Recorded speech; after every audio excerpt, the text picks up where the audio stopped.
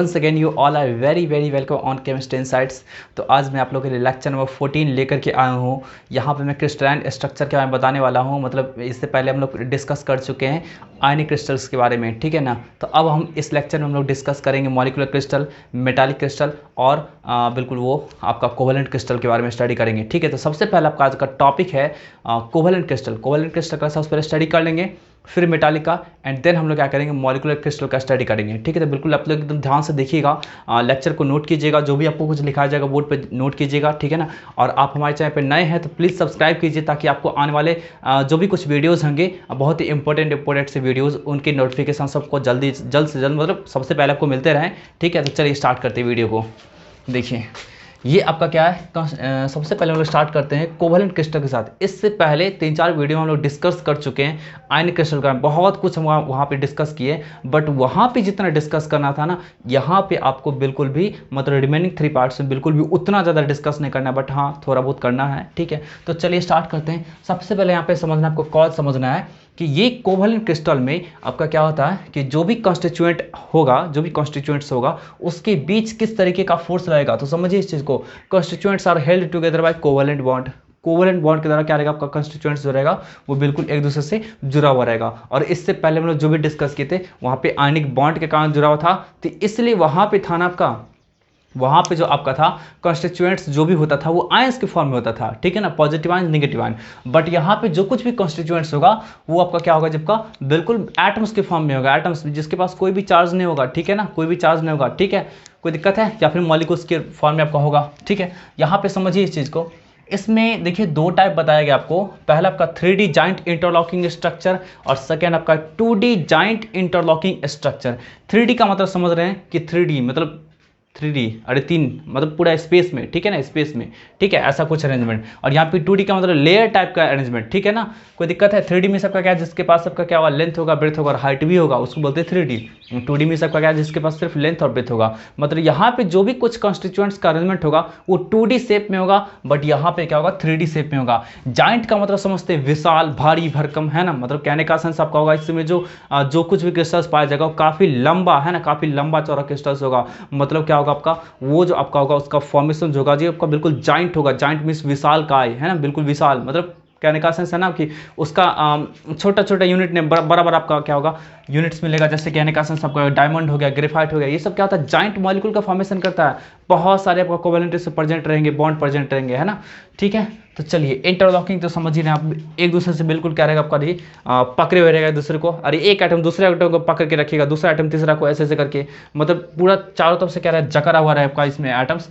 मतलब हर तरफ से क्या रहेगा आपका एटम जो रहेगा वो कोवेलेंटली बाउंडेड रहेगा, बिल्कुल एकदम पूरा टाइटली बाउंडेड रहेगा, ठीक है। चलिए अब स्टार्ट करते हैं। यहाँ पे देखते हैं इसका एग्जांपल्स क्या क्या आपका होगा। डायमंड हो गया, सिलिकॉन कार्बाइड हो गया, है ना, एल्युमिनियम नाइट्राइड हो गया। ये सब क्या होता है आपका 3D जॉइंट इंटरलॉकिंग स्ट्रक्चर में आता है। सबसे पहले इसको हम लोग थोड़ा सा डिस्कस कर लेते हैं, कुछ है नहीं इसमें। देखिए क्या होता है आपका, structures of crystal is in 3D due to tetrahedral geometry, है ना। यहाँ पे जो आपका 3D स्ट्रक्चर जो बनता है वो किसके कारण से होता है, जबकि टेट्राहेड्रल ज्योमेट्री। टेट्राहेड्रल ज्योमेट्री कहने का सेंस होता है sp3 हाइब्रिडाइज, और उसमें क्या होगा इस तरह से आपका क्या रहेगा, लिंकिंग रहेगा। अब समझिए, आपको बोला जाएगा कि डायमंड जो होगा, डायमंड वो मतलब किस तरीके का आपका यूनिट सेल में एग्जिस्ट करेगा, किस तरीके के यूनिट सेल में एग्जिस्ट करेगा।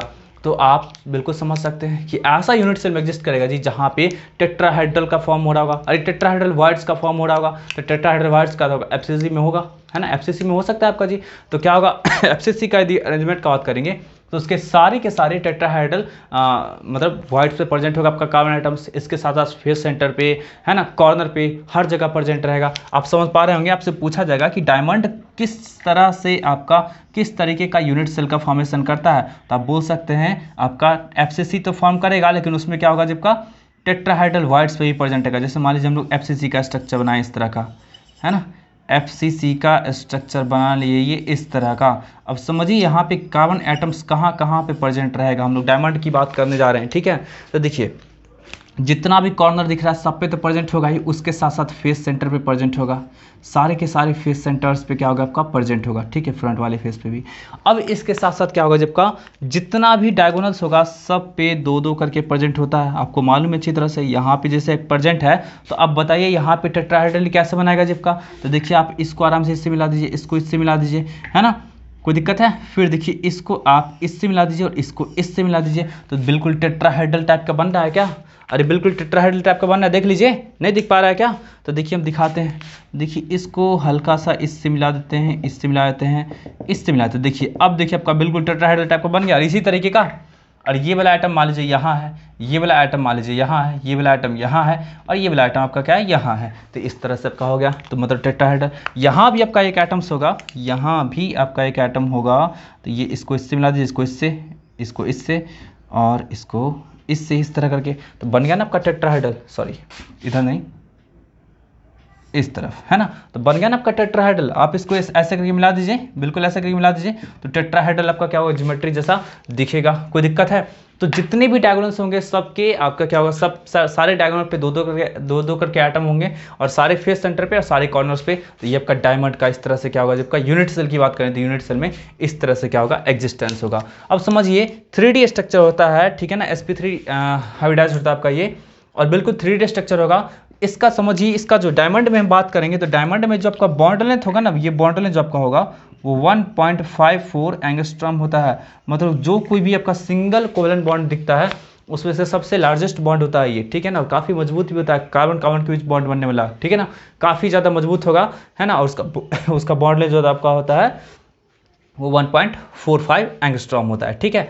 और ये बिल्कुल 3D स्ट्रक्चर होने के कारण क्या होता है, इंटरलॉकिंग स्ट्रक्चर होने के कारण क्या होता है कि मतलब यहाँ पे इसका मेल्टिंग पॉइंट की बात करें तो बहुत ज़्यादा होगा, इसमें बहुत ज़्यादा हार्डनेस भी होगा। मतलब जितना भी नेचुरली अकरिंग सब्सटेंस होता है, नेचुरली जो आपको नेचर में जो पाया जाता है जितने भी सब्सटेंस, उन सब में से सबसे ज़्यादा आपका toughest substance, hardest substance diamond को माना जाता है। याद रखिएगा, डायमंड को क्या होता है आपका, जितना नेचुरली की बात करें, नेचुरली आर्टिफिशियली नहीं, तो आर्टिफिशियली बात करेंगे तो ग्रेफीन सबसे ज़्यादा क्या होता है आपका जी, वो कार्बन का ही बना होता है ना। ग्रेफीन का आपका हार्डनेस होता है सबसे ज़्यादा होता है। और उसके अलावा ग्रेफीन के अलावा बात करेंगे तो यहाँ पे एक लिखा आपका बोरोनाइट्राइड, है ना, बोरोनाइट्राइड Bn का होल 6 होता है ना, बोराजोन भी उसको बोलते हैं, उसका भी क्या होता है आपका जी, वो टफनेस काफ़ी ज़्यादा होता है, काफ़ी ज़्यादा हार्डेस्ट होता है, इवन हार्डर देन डायमंड, है ना, याद रखिएगा ये। लेकिन आपका क्या है, बोराजोन क्या है आपका, बोरोनाइट्राइड जो लिखे हैं, ये बोराजोन है क्या जी आपका, तो आर्टिफिशियली, है ना, अकरिंग सब्सटेंस है। ग्रेफीन होता क्या है, तो आर्टिफिशियली अकरिंग सब्सटेंस, बट क्या होगा ना आपका कि नेचुरली अकरिंग सब्सटेंस होगा ना आपका, वो ये होगा। याद रखिए इस चीज़ को, तो मैं यहाँ पे थोड़ा सा लिख देता हूँ, naturally,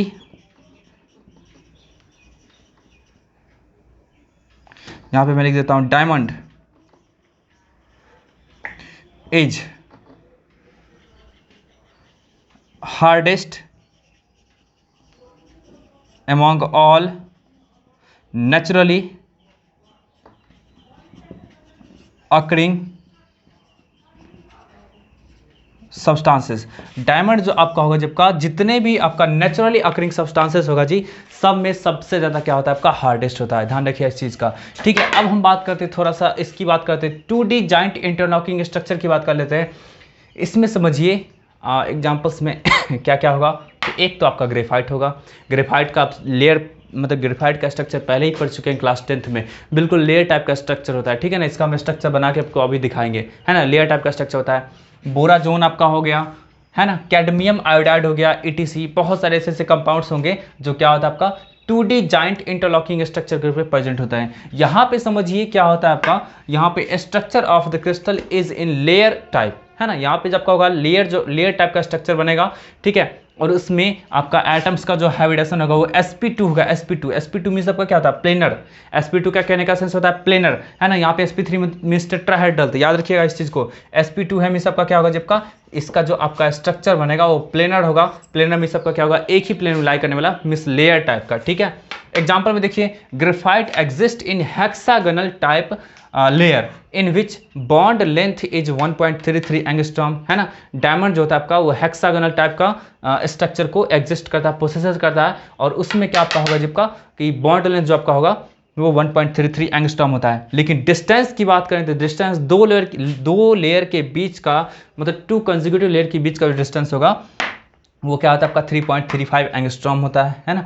due to this cause graphite is soft in nature. और डिस्टेंस होता है, ज़्यादा डिस्टेंस होगा, यहाँ पे आपका दो लेयर के बीच जो फोर्स लगेगा ना वो वीकेस्ट आपका फोर्स लगता है। मतलब पूरी दुनिया में सबसे ज़्यादा वीकेस्ट फोर्स जो है ना आपका वो वान डर वाल फोर्स होता है। तो वान डर वाल फोर्स क्या होता है आपका इच लेयर के बीच में लगता है। तो यहाँ पे मैं लिख देता हूँ वान डर वाल force existing between etch layers, है ना। प्रत्येक लेयर के बीच में क्या होगा जो आपका वान डर वाल फोर्सेज एक्ट करेगा, है ना। ठीक है, इसलिए क्या होगा आपका ये इसमें सॉफ्टनेस आता है। अब थोड़ा सा देखिए आपको दिखा देते हैं बना करके कि ये किस तरीके से हेक्सागोनल टाइप का बनता है। बस थोड़ा सा बनाएंगे, बहुत ज़्यादा नहीं बनाएंगे, नहीं तो काफ़ी ज़्यादा टाइम लग जाएगा। वैसे आप लोग देख ही रहे होंगे, आप लोग डायमंड का ग्रेफाइट का स्ट्रक्चर क्लास 10th में ही पढ़े ही होंगे। देखिए यही आपका है ना, कुछ इस तरह का रहेगा आपका। ठीक है,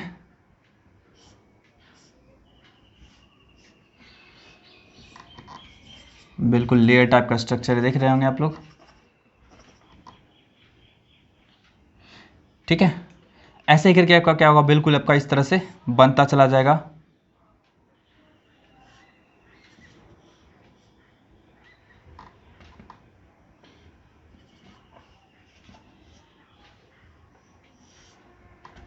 है ना, कुछ इस तरह से आपका ये कंटिन्यूसली क्या होगा, लेयर बाय लेयर बढ़ता चला जाएगा।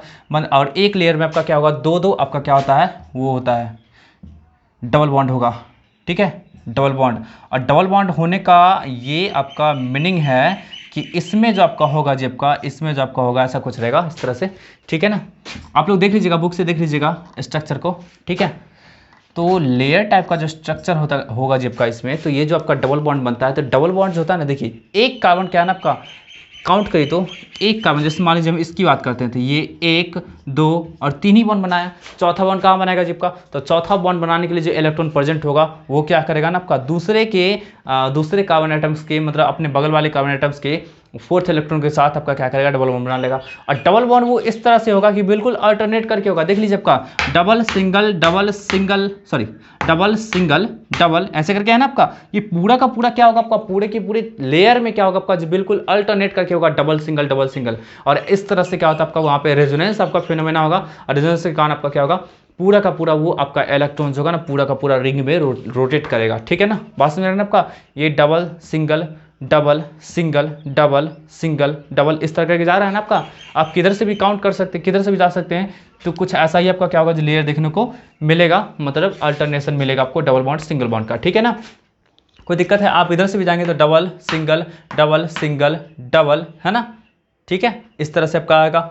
कोई दिक्कत है, फिर सिंगल डबल ऐसे करके। तो क्या होता है आपका कि बिल्कुल डबल बॉन्ड का अल्टरनेशन आपको देखने को मिलेगा। और इसी डबल बॉन्ड के अल्टरनेशन के कारण क्या होता है ना आपका, कि ये आपका क्या होगा, मतलब ये आपका पूरा का पूरा इलेक्ट्रॉन पूरा का पूरा लेयर में मूव कर सकता है। पूरा का पूरा लेयर में आपका क्या कर सकता है, ये डिलोकलाइज हो सकता है। तो डिलोकलाइज हो सकता है, इसलिए क्या होगा, जब का ये कंडक्टिंग होता है ना, ये आपका क्या होता है, कंडक्टिंग होता है। किस कारण से, यही आपका अल्टरनेट करके जो डबल बॉन्ड प्रेजेंट है उसी के डिलोकलाइजेशन के कारण। यहाँ पे बोल सकते हैं आप due to the delocalisation of pi bond, है ना, तो इसको बोल सकते हैं पाई इलेक्ट्रॉन्स। पाई बॉन्ड के, अरे पाई बॉन्ड डबल बॉन्ड को क्या बोलते हैं, पाई बॉन्ड है ना, तो पाई बॉन्ड के इलेक्ट्रॉन को क्या बोलेंगे हम लोग जी, pi electrons. Due to the delocalisation of pi electrons graphite is electrically conducting substance, है ना। ग्रेफाइट आपका क्या होता है, इलेक्ट्रिकली कंडक्टिंग सब्सटेंस होता है। इसको आप लोग जल्दी से नोट कर लीजिए। ठीक है, हम लोग नेक्स्ट क्रिस्टल पे देखिए, ये भी काफ़ी आसान है। मेटालिक क्रिस्टल में क्या होगा ना आपका, सिर्फ और सिर्फ क्या होगा आपका लैटिस पॉइंट जो होगा, लैटिस पॉइंट की बात कर रहे हैं, मतलब जो भी यूनिट सेल आपका बनेगा उसमें लैटिस पॉइंट जो होगा वो मेटल आयंस के रूप में होगा, मेटल पॉजिटिव आयंस के रूप में होगा, है ना। और जितना भी आपका मेटल का पॉजिटिव आयंस होगा वो सराउंडेड होगा अपने इलेक्ट्रॉन्स के द्वारा। वहाँ पे इलेक्ट्रॉन्स होता है ना बिल्कुल फ्री होता है, free to move, mobile electron जिसको बोलते हैं। तो वो जो कुछ भी आपका लैटिस पॉइंट होगा जी, वो सब का सब क्या होगा आपका मेटल आयन से बनता है, मेटल आयन से, ठीक है। तो यहाँ पे देखिए metallic crystals have positive metal ions, उसके पास पॉजिटिव मेटल आयंस रहेगा एज लैटिस पॉइंट। आपको बताया है कि लैटिस पॉइंट समझ रहे हैं ना, क्रिस्टल का जितना भी पॉइंट्स होगा, जैसे बात करते हैं हम सीसीपी का, है ना, तो जितना भी कॉर्नर्स होगा सब पे मेटल का पॉइंट्स प्रेजेंट होगा। जैसे बात करते हैं बॉडी सेंटर्ड का, तो जितना भी कॉर्नर्स होगा जिसका उसका किसका यूनिट सेल का, जितना भी कॉर्नर्स और उसका जो आपका बॉडी सेंटर होगा वहाँ पे क्या आपका होगा मेटल आयंस प्रेजेंट होगा। एफसीसी की बात करेंगे तो उसमें क्या होगा, etch corners and each faces पे आपका क्या होगा प्रेजेंट होगा मेटल आयंस, ठीक है। तो आपका है as lattice point surrounded by a sea of mobile electrons. वो सारा का सारा आपका पॉजिटिव आयंस क्या होगा आपका मोबाइल इलेक्ट्रॉन्स मींस क्या मूवेबल इलेक्ट्रॉन से बिल्कुल सराउंडेड रहेगा। Each electrons belong to a number of positive ions, जितना भी इलेक्ट्रॉन होगा सब किसी न किसी आपका पार्टिकुलर पॉजिटिव आयंस का होगा, है ना। और जितना भी पॉजिटिव आयंस होगा सबके पास कुछ न कुछ क्या होगा जिसका इलेक्ट्रॉन्स होगा, है ना। कोई दिक्कत है तो यहाँ पे वही चीज़ लिखिए आपका each electrons belong to a particular to a number of ions, प्रत्येक आपका इलेक्ट्रॉन जो होगा किसी न किसी पॉजिटिव आयंस का आपका होगा। And each positive ions belong to a number of electrons, और प्रत्येक पॉजिटिव आयंस होगा वो कुछ नंबर ऑफ इलेक्ट्रॉन्स के पास आपका होगा, ठीक है ना, मतलब कुछ इलेक्ट्रॉन्स उससे आपका क्या जुड़ा होगा, ठीक है। अरे कहने का सेंस है मेटल आयन जितना भी होगा उसके सराउंडेड में क्या होगा आपका जी सर्टेन नंबर ऑफ इलेक्ट्रॉन्स होगा और उसी के बीच फोर्स लगेगा, मतलब इलेक्ट्रॉन का मेटल आयन से और मेटल आयन का इलेक्ट्रॉन से फोर्स लगेगा, मतलब उसी से बाउंडेड रहेगा। नेक्स्ट आपका देखिए the force that bounds electrons to the metal ions is called, अब जिस फोर्स के कारण बाउंड करके रखता है जब का मेटल आयंस इलेक्ट्रॉन को, उसको क्या बोलते हैं मेटालिक बॉन्ड बोलते हैं, मेटालिक बॉन्ड, ठीक है ना। कोई दिक्कत है तो ये आपका हो गया। नेक्स्ट अब आपका देखिए इसमें क्या आपका होगा metallic crystal mostly exist in, किस किस रूप में एग्जिस्ट करता है मेटालिक क्रिस्टल, एफसीसी में, बीसीसी में, एचसीपी में। एफसीसी कहने का सेंस आपका फेस सेंटर्ड क्यूबिक लैटिस, है ना। बीसीसी में सबका क्या होगा बॉडी सेंटर्ड क्यूबिक लैटिस, और एचसीपी कहने का सेंस है हेक्सागोनल क्लोज पैकिंग, ठीक है। तो इस रूप में आपका एग्जिस्ट करेगा। देखिए इसी मोबाइल इलेक्ट्रॉन के कारण, मोबाइल मींस मोबाइल इलेक्ट्रॉन के कारण क्या होगा आपका कि मेटालिक क्रिस्टल जो होगा good conductivity of heat and electricity show करेगा, और इसके साथ साथ लस्ट्रस प्रॉपर्टी भी शो करेगा। लस्ट्रस प्रॉपर्टी कहने का सेंस आपका होगा जिसका लस्ट्रस प्रॉपर्टीज कहने का सेंस आपका होगा उसमें एक पार्टिकुलर चमक रहेगा, है ना, वो चमकेगा। वो भी कब चमकेगा जी जब आप तुरंत उसको कट करेंगे, है ना, तुरंत कट करेंगे, है ना। उसको ऐसा नहीं कि कट करके छोड़ दिए महीना 2 महीना 3 महीने बाद तो तब भी चमकेगा, ऐसा नहीं है। आप उसको कट करके छोड़ देंगे तो उसका धीरे धीरे आपका चमक जो होगा फेड्स कर जाएगा, मीन्स धीरे धीरे आपका क्या होगा गायब होने लगेगा, क्योंकि आपका क्या होता है ना एटमॉस्फेयर में प्रेजेंट आपका हो गया वाटर वेपर या फिर ऑक्सीजन या फिर अदर किसी गैसेस से कंबाइन करके बिल्कुल आपका क्या होगा मिट्टी कलर का लेयर या किसी भी कलर का लेयर, मतलब कलर उसका क्या होगा आपका जी ओवरऑल चेंज हो जाएगा, मतलब उस पर एक लेयर चढ़ जाने के कारण क्या होता है आपका उसका लस्ट्रस प्रॉपर्टीज होता है वहाँ पे खत्म हो जाता है। फिर उसको आप यदि रब करते हैं किसी भी चीज़ से रब करते हैं, है ना, तो क्या होगा आपका जी वो धीरे धीरे फिर से लस्ट्रस प्रॉपर्टी आपको मिलना स्टार्ट हो जाएगा, ठीक है। तो इसको जल्दी से आप लोग नोट कीजिए और हम नेक्स्ट पे चलते हैं। मॉलिक्यूलर क्रिस्टल, ये मॉलिक्यूलर क्रिस्टल समझिए क्या होता है। In this crystal molecules are present at lattice point, मतलब कहने का सेंस आपका हो गया कि जो भी यूनिट सेल में लैटिस पॉइंट पे जो कुछ भी आपका कॉन्स्टिट्यूएंट्स प्रेजेंट होगा वो एज अ मॉलिक्यूल रहेगा, जैसे H2O मॉलिक्यूल हो सकता है प्रेजेंट, ठीक है ना। तो यहाँ पे देखिए आपका क्या होगा जी, यहाँ पे जो आपका H मॉलिक्यूल जो फोर्स लगता है ना, तो वो कौन सा फोर्स होता है डायपोल डायपोल इंट्रैक्शन लग सकता है ना, या फिर वान डर वाल फोर्स ऑफ अट्रैक्शन लग सकता है। डायपोल डायपोल इंट्रैक्शन भी देखिए आपका क्या होगा वान डर वाल फोर्स का ये एक टाइप होता है, बट ये एक स्पेशल टाइप होता है जिसमें आपका क्या होगा पोलर मॉलिक्यूल के बीच में लगने वाला होता है। जैसे आपका H2O हो गया, तो देखिए H2O में क्या होता है ना आपका पोल का फॉर्मेशन होता है।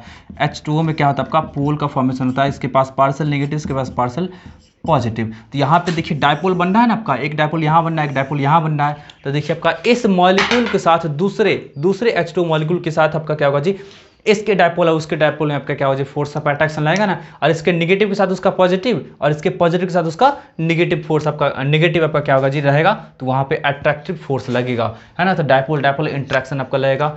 नेक्स्ट आपका हो सकता है जब मॉलिक्यूल बिल्कुल नॉन पोलर हुआ तो वहाँ पे वान डेर वाल फोर्स लगेगा, ठीक है ना, मतलब बिल्कुल नॉन डायपोल वाला, जहाँ पे ऐसा कुछ डायपोल का फॉर्मेशन नहीं हो रहा है तो वहाँ पे क्या होगा, इस तरह का फोर्स लगेगा। वो आपका जनरली क्या करता है ना, आपका मास पे डिपेंड करता है, मॉलिकुलर मास पे डिपेंड करता है। मॉलिकुलर मास ज़्यादा रहेगा तो वान डेर वाल फोर्स आपका क्या होता है, ज़्यादा रहता है, ठीक है। नेक्स्ट देखिए, they are generally soft and easily compressible. अब चूंकि ये फोर्स ही दुनिया का सबसे वीकेस्ट फोर्स है, तो मॉलिक्यूल्स के बीच जो सबसे वीकेस्ट फोर्स लगा, तो ऑब्वियसली क्या आपका होगा, वो आपका क्या होगा, सॉफ्ट इन नेचर होगा, है ना। सॉफ्ट इन नेचर में तुरंत उसको क्या करते हैं, आप उसको छुएगा तो सॉफ्ट ही नेचर लाएगा, उसको दबाएगा तो दब जाएगा, है ना, क्योंकि यहाँ पे आपका क्या फोर्स ऑफ अट्रैक्शन भी क्या आपका बहुत ही कम है, तो कम है तो क्या होगा, इजीली डिसलोकेट हो सकता है, कोई भी मॉलिक्यूल्स अपने एटम से कोई भी मॉलिक्यूल्स अपने पोजीशन से आराम से क्या हो सकता है, डिसलोकेट हो सकता है, ठीक है। इसलिए आपका क्या होता है, सॉफ्ट और इजिली कंप्रेसिबल होता है। लो मेल्टिंग बॉइलिंग पॉइंट होगा, क्योंकि आपको पता है एमपी और बीपी जो होता है inter molecular force of attraction पे ही डिपेंड करता है, जो कि यहाँ पे सबसे वीकेस्ट है। बैड कंडक्टर ऑफ इलेक्ट्रिसिटी, क्योंकि यहाँ पे कोई भी इलेक्ट्रॉन्स फ्री नहीं होता है, इसलिए आपका क्या होगा, बैड कंडक्टर ऑफ इलेक्ट्रिसिटी होगा। हैविंग लो डेंसिटी, अब डेंसिटी तो होता है, समझ ही रहे हैं आप, अट्रैक्टिव फोर्स पे डिपेंड करता है। अट्रैक्टिव फोर्स जितना ज़्यादा होगा डेंसिटी आपका क्या होगा, उतना ज़्यादा होगा। अब यहाँ पे देख ही पा रहे हैं कि अट्रैक्टिव फोर्स जो है सबसे कम है, इसलिए यहाँ पे अब डेंसिटी भी आपका क्या होगी, सबसे कम होगा, ठीक है। तो यही आपका था टोटल आपका ये टॉपिक किसका, क्रिस्टल्स का, है ना। क्रिस्टल्स का, टाइप्स ऑफ क्रिस्टल का हम लोग स्टडी जो कर रहे थे, उसका पूरा का पूरा पार्ट यहाँ पे खत्म हुआ। अब हम लोग नेक्स्ट सेशन से बहुत ही इंपॉर्टेंट टॉपिक लेकर के आएंगे, डिफेक्ट्स, है ना। डिफेक्ट्स इन क्रिस्टल, क्रिस्टल में क्या क्या किस किस तरीके का डिफेक्ट्स होता है, बहुत ही ज़्यादा इंटरेस्टिंग टॉपिक है, और इससे बहुत ही अच्छे अच्छे क्वेश्चंस बनते हैं, और बिल्कुल आप मतलब आराम से भी क्या कर सकते हैं, आप इसको सॉल्व कर सकते हैं, आराम से आप क्या कर सकते हैं, आंसर दे सकते हैं, इसमें कोई टाइम टेकिंग नहीं होगा, ठीक है। तो कल से आपका एक नए टॉपिक स्टार्ट होंगे, ठीक है, और होप करते हैं, उम्मीद करते हैं कि लगभग 3 क्लास में आपका क्या होगा जी, पूरा का पूरा ये आपका सॉलिड स्टेट पूरा का पूरा फिनिश हो जाना है, ठीक है। तो बिल्कुल आप लोग ध्यान से देखते रहिएगा हमारे वीडियो को, और किसी भी तरीके का सुझाव हो, किसी भी तरीके का सजेशन हो हमारे वीडियो के लिए, जिससे कि ये वीडियो और भी ज़्यादा इन्फॉर्मेटिव बन सके आप लोगों के लिए, तो प्लीज़ कमेंट में बताइएगा, ठीक है। वीडियो आपको कैसा लगा यही बताइएगा। नेगेटिव कमेंट, पॉजिटिव कमेंट, हर तरह का कमेंट आप कर सकते हैं, क्योंकि आप यदि नेगेटिव कमेंट कुछ भी करते हैं या पॉजिटिव कुछ भी करते हैं, पॉजिटिव करेंगे तो इनकरेज हम फील करेंगे, है ना, मतलब खुद को, मतलब मुझे पॉजिटिव एनर्जी मिलेगा। नेगेटिव कमेंट करेंगे तो मैं अपनी कमियों पर ध्यान दूंगा, और उससे वीडियो का सब कुछ मीन्स क्वालिटी क्वांटिटी सब कुछ इंप्रूव होगा, ठीक है ना। तो चलिए फिर मिलते हैं नेक्स्ट वीडियो लेक्चर में, तब तक के लिए बाय बाय, टेक केयर।